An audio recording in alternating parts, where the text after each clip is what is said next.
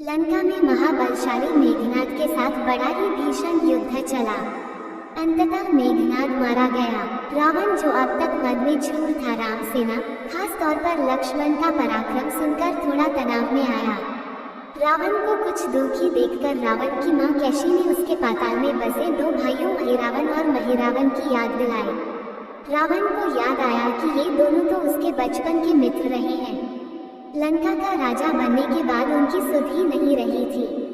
रावण ये भली प्रकार जानता था कि अहिरावण व महिरावण तंत्र मंत्र के महापंडित, जादू टोने के धनी और मां कामाक्षी के परम भक्त हैं। रावण ने उन्हें बुला भेजा और कहा कि वह अपने छल बल कौशल से श्री राम व लक्ष्मण का सफाया कर दे। ये बात दूतों के जरिए विभीषण को पता लग गई। युद्ध में अहिरावण व महिरावण जैसे परम मायावी के शामिल होने से विभीषण चिंता में पड़ गए। विभीषण को लगा कि भगवान श्री राम और लक्ष्मण की सुरक्षा व्यवस्था और कड़ी करनी पड़ेगी। इसके लिए उन्हें सबसे बेहतर लगा कि इसका जिम्मा परम वीर हनुमान जी को राम लक्ष्मण को सौंप दिया जाए। साथ ही वे अपने भी निगरानी में लगे थे।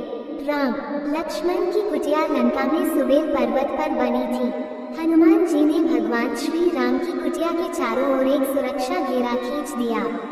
कोई जादू टोना, तंत्र मंत्र का असर या मायावी राक्षस इसके भीतर नहीं घुस सकता था। अहिरावण और महिरावण श्री राम और लक्ष्मण को मारने उनकी कुटिया तक पहुंचे, पर इस सुरक्षा घेरे के आगे उनकी एक न चली, असफल रही। ऐसे में उन्होंने एक चाल चली।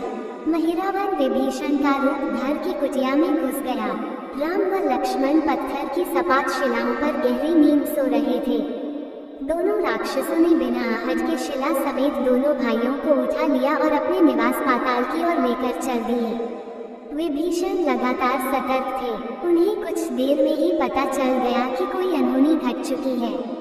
विभीषण को महिरावण पर शक था। उन्हें राम लक्ष्मण की जान की चिंता सताने लगी।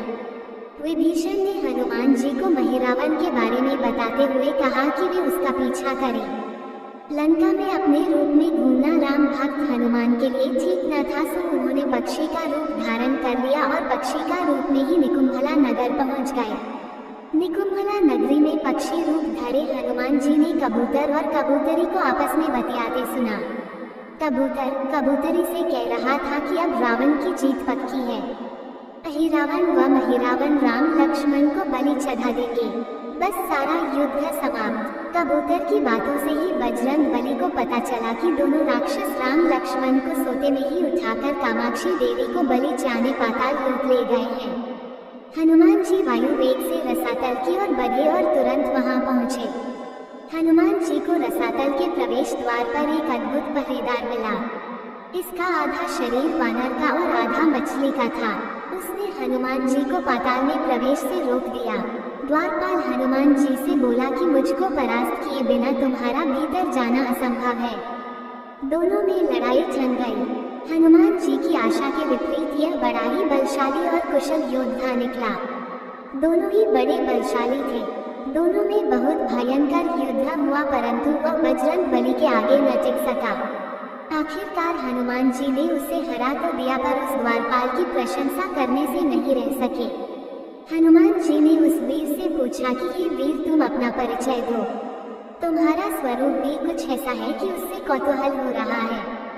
उस वीर ने उत्तर दिया, मैं हनुमान का पुत्र हूँ और एक मछली से पैदा हुआ हूँ। मेरा नाम है मकरध्वज। हनुमान जी ने ये सुना तो आश्चर्य में पड़ गए। वह वीर की बात सुनने लगे। मकरध्वज ने कहा, लंका दहन के बाद हनुमान जी समुद्र में अपनी अग्नि शांत करने पहुंचे। उनके शरीर से पसीने के रूप में तेज गिरा। उस समय मेरी माँ ने आहार के लिए मुख खोला था। वह तेज मेरी माता ने अपने मुख में ले लिया और गर्भवती हो गई। उसी से मेरा जन्म हुआ है। हनुमान जी ने जब ये सुना तो मकरध्वज को बताया कि वही हनुमान है।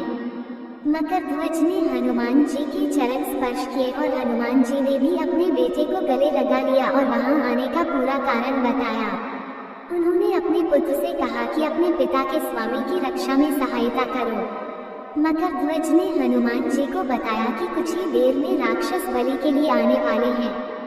बेहतर होगा कि आप रूप बदलकर कामाक्षी के मंदिर में जाकर बैठ जाएं। उनको सारी पूजा झरोखे से करने को कही। हनुमान जी ने पहले तो मधुमक्खी का वेश धरा और माँ कामाक्षी के मंदिर में घुस गए। हनुमान जी ने माँ कामाक्षी को नमस्कार कर सफलता की कामना की और फिर पूछा, है माँ, क्या आप वास्तव में श्री राम जी और लक्ष्मण जी की बलि चाहती हैं? हनुमान जी के इस प्रश्न पर माँ कामाक्षी ने उत्तर दिया कि नहीं, मैं तो दुष्ट अहिरावण व महिरावण की बलि चाहती हूँ। ये दोनों मेरे भक्त तो हैं पर अधर्मी और अत्याचारी भी हैं। आप अपने प्रयत्न करो, सफल रहोगे। मंदिर में 5 दीप जल रहे थे, अलग अलग दिशाओं और स्थान पर। माँ ने कहा, ये दीप अहिरावण ने मेरी प्रसन्नता के लिए जलाए हैं। जिस दिन ये एक साथ बुझा दिए जा सकेंगे, उसका अंत सुनिश्चित हो सकेगा। इस बीच गाजे बाजे का शोर सुनाई पड़ने लगा। अहिरावण महिरावण बलि चाहने के लिए आ रहे थे। हनुमान जी ने अब माँ कामाक्षी का रूप धरा। जब अहिरावण और महिरावण मंदिर में प्रवेश करने ही वाले थे कि हनुमान जी का महिला स्वर गूंजा। हनुमान जी बोले, मैं कामाक्षी देवी हूँ और आज मेरी पूजा झरोखे से करो। झरोखे से पूजा आरंभ हुई। ढेर सारा चावा माँ कामाक्षी को झरोखे से चाया जाने लगा। अंत में बंधक बलि के रूप में राम लक्ष्मण को भी उसी से डाला गया। दोनों बंधन में बेहोश थे। हनुमान जी ने तुरंत उन्हें बंधन मुक्त किया। अब पाताल लोक से निकलने की बारी थी, पर उससे पहले माँ कामाक्षी के सामने अहिरावण महिरावण की बलि देकर उनकी इच्छा पूरी करना और दोनों राक्षसों को उनके किए की सजा देना शेष था। अब हनुमान जी ने मकरध्वज को कहा कि वह अचेत अवस्था में लेटे हुए भगवान राम और लक्ष्मण का खास ख्याल रखे और उसके साथ मिलकर दोनों राक्षसों के खिलाफ युद्ध छेड़ दिया। पर यह युद्ध आसान न था। अहिरावण और महिरावण बड़ी मुश्किल से मरते तो फिर 5-5 के रूप में जिना हो जाते। इस विकट स्थिति में मकरध्वज ने बताया कि अहिरावण की एक पत्नी नागन्या है। अहिरावण उसे बलात्कार लाया है। वह उसे पसंद नहीं करती, पर मन मार के उसके साथ है। वह अहिरावण के राज जानती होगी। उससे उसकी मौत का उपाय पूछा जाए। आप उसके पास जाएं और सहायता मांगें। मकरध्वज ने राक्षसों को युद्ध में उलझाए रखा और उधर हनुमान अहिरावण की पत्नी के पास पहुँचे। नागन्या से उन्होंने कहा कि यदि तुम अहिरावण की मृत्यु का भेद बता दो तो हम उसे मारकर तुम्हें उसके चंगुल से मुक्ति दिला देंगे। अहिरावण की पत्नी ने कहा, मेरा नाम चित्रसेना है। मैं भगवान विष्णु की भक्त हूँ। मेरे रूप पर अहिरावण मर मिटा और मेरा अपहरण कर यहाँ कैद किए हुए है, पर मैं उसे नहीं चाहती। लेकिन मैं अहिरावण का भेद तभी बताऊंगी जब मेरी इच्छा पूरी की जाएगी। हनुमान जी ने अहिरावण की पत्नी नागन्या चित्रसेना से पूछा कि आप अहिरावण की मृत्यु का रहस्य बताने के बदले में क्या चाहती हैं? आप मुझसे अपनी शर्त बताएं, मैं उसे जरूर मानूंगा। चित्रसेना ने कहा, दुर्भाग्य से अहिरावण जैसा असुर मुझे हराया। इससे मेरा जीवन खराब हो गया। मैं अपने दुर्भाग्य को सौभाग्य में बदलना चाहती हूँ। आप अगर मेरा विवाह श्री राम से कराने का वचन दें तो मैं अहिरावण के वध का रहस्य बताऊंगी। हनुमान जी सोच में पड़ गए। भगवान श्री राम तो एक पत्नी निष्ठ हैं। अपनी धर्म पत्नी देवी सीता को मुक्त कराने के लिए असुरों से युद्ध कर रहे हैं। वो किसी और से विवाह की बात तो कभी न स्वीकारेंगे। मैं कैसे वचन दे सकता हूँ? फिर सोचने लगे कि यदि समय पर उचित निर्णय न लिया तो स्वामी के प्राण ही संकट में हैं। असमंजस की स्थिति में बेचैन हनुमान जी ने ऐसी राह निकाली कि सांप भी मर जाए और लाठी भी न टूटे। हनुमान जी बोले, तुम्हारी शर्त स्वीकार है, पर हमारी भी एक शर्त है। यह विवाह तभी होगा जब तुम्हारे साथ भगवान राम जिस पलंग पर आसीन होंगे वह सही सलामत रहना चाहिए। यदि वह टूटा तो इसे अपशकुन मानकर वचन से पीछे हट जाऊंगा। जब महाकाय अहिरावण के बैठने से पलंग नहीं टूटता तो भला श्री राम के बैठने से कैसे टूटेगा? ये सोचकर चित्रसेना तैयार हो गई। उसने अहिरावण समेत सभी राक्षसों के अंत का सारा भेद बता दिया। चित्रसेना ने कहा, दोनों राक्षसों के बचपन की बात है। इन दोनों के कुछ शरारती राक्षस मित्रों ने कहीं से एक भरामरी को पकड़ लिया। मनोरंजन के लिए वे उसे भरामरी को बार बार कांटों से छेद रहे थे। भरामरी साधारण भरामरी न थी, वह भी बहुत मायावी थी, किंतु किसी कारणवश वह पकड़ में आ गई थी। भरामरी की पीड़ा सुनकर अहिरावण और महिरावण को दया आ गई और अपने मित्रों से लड़कर उसे छुड़ा दिया। मायावी भरामरी का पति भी अपनी पत्नी की पीड़ा सुनकर आया था। अपनी पत्नी की मुक्ति से प्रसन्न होकर उस भौरे ने वचन दिया था कि तुम्हारे उपकार का बदला हम सभी ब्रह्म जाति मिलकर चुकाएंगे। ये भौरे अधिकतर उसके शयन कक्ष के पास रहते हैं। ये सब बड़ी भारी संख्या में हैं। दोनों राक्षसों को जब भी मारने का प्रयास हुआ है और ये मरने को हो जाते हैं, तब ब्रह्म उनके मुख में एक बूंद अमृत का डाल देते हैं। उस अमृत के कारण ये दोनों राक्षस मरकर भी जिंदा हो जाते हैं। इनके कई रूप उसी अमृत के कारण हैं। इन्हें जितनी बार फिर से जीवन दिया गया, उनके उतने नए रूप बन गए हैं। इसलिए आपको पहले इन भंवरों को मारना होगा। हनुमान जी रहस्य जानकर लौटे। मकरध्वज ने अहिरावण को युद्ध में उलझा रखा था, तो हनुमान जी ने भंवरों का खात्मा शुरू किया। वे आखिर हनुमान जी के सामने कहाँ तक टिकते। जब सारे ब्रह्म खत्म हो गए और केवल एक बचा, तो वो हनुमान जी के चरणों में लौट गया। उसने हनुमान जी से प्राण रक्षा की याचना की। हनुमान जी पसीज गए। उन्होंने उसे क्षमा करते हुए एक काम सौंपा। हनुमान जी बोले, मैं तुम्हें प्राण दान देता हूँ, पर इस शर्त पर कि तुम यहाँ से तुरंत चले जाओगे और अहिरावण की पत्नी के पलंग की पाटी में घुसकर जल्दी से जल्दी उसे पूरी तरह खोखला बना दोगे। भावरा तत्काल चित्रसेना के पलंग की पाटी में घुसने के लिए प्रस्थान कर गया।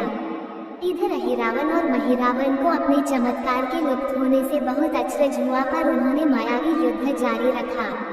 भ्रमरों को हनुमान जी ने समाप्त कर दिया, फिर भी हनुमान जी और मकरध्वज के हाथों अहिरावण और महिरावण का अंत नहीं हो पा रहा था। ये देखकर हनुमान जी कुछ चिंतित हुए। फिर उन्हें कामाक्षी देवी का वचन याद आया। देवी ने बताया था कि अहिरावण की सिद्धि है कि जब पांचों दीपकों एक साथ बुझेंगे, तभी वे नए रूप धारण करने में असमर्थ होंगे और उनका वध हो सकेगा। हनुमान जी ने तत्काल पंचमुखी रूप धारण कर लिया। उत्तर दिशा में वराहमुख, दक्षिण दिशा में नरसिंह मुख, पश्चिम में गरुड़ मुख, आकाश की ओर हयग्रीव मुख एवं पूर्व दिशा में हनुमान मुख। उसके बाद हनुमान जी ने अपने पांचों मुख द्वारा एक साथ पांचों दीपक बुझा दिए। अब उनके बार बार पैदा होने और लंबे समय तक जिंदा रहने की सारी आशंकाएं समाप्त हो गई थी। हनुमान जी और मकरध्वज के हाथों शीघ्र ही दोनों राक्षस मारे गए। इसके बाद उन्होंने श्री राम और लक्ष्मण जी की मूर्छा दूर करने के उपाय किए। दोनों भाई होश में आ गए। चित्रसेना भी वहां आ गई थी। हनुमान जी ने कहा, प्रभु, अब आप अहिरावण और महिरावण के छल और बंधन से मुक्त हुए, पर इसके लिए हमें इस नागन्या की सहायता लेनी पड़ी थी। अहिरावण इसे बलपूर्वक उठा लाया था। वो आपसे विवाह करना चाहती है। कृपया उससे विवाह कर अपने साथ ले चले, इससे उसे भी मुक्ति मिलेगी। श्री राम हनुमान जी की बात सुनकर चकराए। इससे पहले कि वह कुछ कह पाते, हनुमान जी ने ही कह दिया, भगवान आप तो मुक्तिदाता है। अहिरावण को मारने का भेद इसी ने बताया है। इसके बिना हम उसे मारकर आपको बचाने में सफल न हो पाते। कृपा निधान इसे भी मुक्ति मिलनी चाहिए, परंतु आप चिंता न करें। हम सबका जीवन बचाने वाले के प्रति बस इतना कीजिए कि आप बस इस पलंग पर बैठिए, बाकी का काम मैं संपन्न करवाता हूँ। हनुमान जी इतनी तेजी से सारे कार्य करते जा रहे थे कि इससे श्री राम जी और लक्ष्मण जी दोनों चिंता में पड़ गए। वो कोई कदम उठाते कि तब तक हनुमान जी ने भगवान राम की बांह पकड़ ली। हनुमान जी ने भावावेश में प्रभु श्री राम की बांह पकड़कर चित्रसेना के उस सजे धजे विशाल पलंग पर बिठा दिया। श्री राम कुछ समझ पाते कि तभी पलंग की खोखली पाटी चरपरा कर टूट गई। पलंग धराशायी हो गया। चित्रसेना भी जमीन पर आ गिरी। हनुमान जी हंस पड़े और फिर चित्रसेना से बोले, अब तुम्हारी शर्त तो पूरी हुई नहीं, इसलिए यह विवाह नहीं हो सकता। तुम मुक्त हो और हम तुम्हें तुम्हारे लोक भेजने का प्रबंध करते हैं। चित्रसेना समझ गई कि उसके साथ छल हुआ है। उसने कहा कि उसके साथ छल हुआ है। मर्यादा पुरुषोत्तम के सेवक उनके सामने किसी के साथ छल करें, ये तो बहुत अनुचित है। मैं हनुमान को श्राप दूंगी। चित्रसेना हनुमान जी को श्राप देने ही चाहिए रही थी कि श्री राम का सम्मोहन भंग हुआ। वो इस पूरे नाटक को समझ गए। उन्होंने चित्रसेना को समझाया, मैंने एक पत्नी धर्म से बंधे होने का संकल्प लिया है, इसलिए हनुमान जी को ये करना पड़ा। उन्हें क्षमा कर दो। क्रुद्ध चित्रसेना तो उनसे विवाह की जिद पकड़े बैठी थी। श्री राम ने कहा, मैं जब द्वापर में श्री कृष्ण अवतार लूंगा तब तुम्हें सत्यभामा के रूप में अपनी पटरानी बनाऊंगा। इससे वह मान गई। हनुमान जी ने चित्रसेना को उसके पिता के पास पहुंचा दिया। चित्रसेना को प्रभु ने अगले जन्म में पत्नी बनाने का वरदान दिया था। भगवान विष्णु की पत्नी बनने की चाह में उसने स्वयं को अग्नि में भस्म कर लिया। श्री राम और लक्ष्मण, मकरध्वज और हनुमान जी सहित वापस लंका में सुवर पर्वत पर लौट आए। यदि आपको ये स्टोरी पसंद आया तो प्लीज वीडियो को लाइक करें, शेयर करें और हमारे चैनल को सब्सक्राइब करना ना भूलें। धन्यवाद।